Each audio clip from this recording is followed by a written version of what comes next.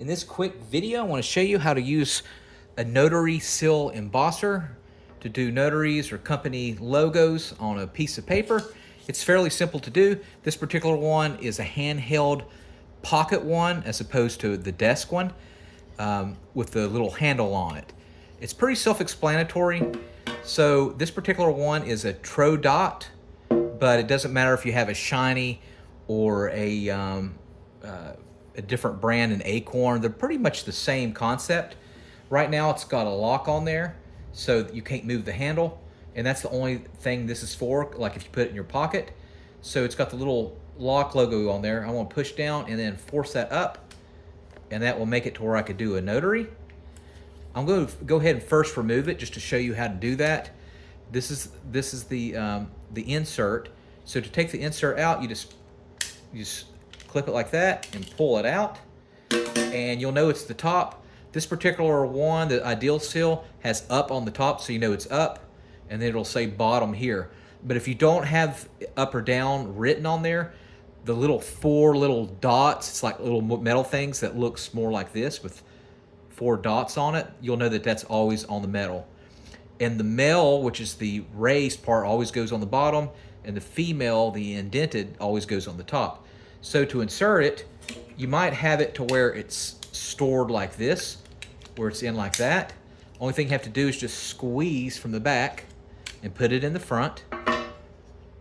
Again, up for the top. And we're going to do squeeze, and you're just going to slide it, and you're going to hear a click.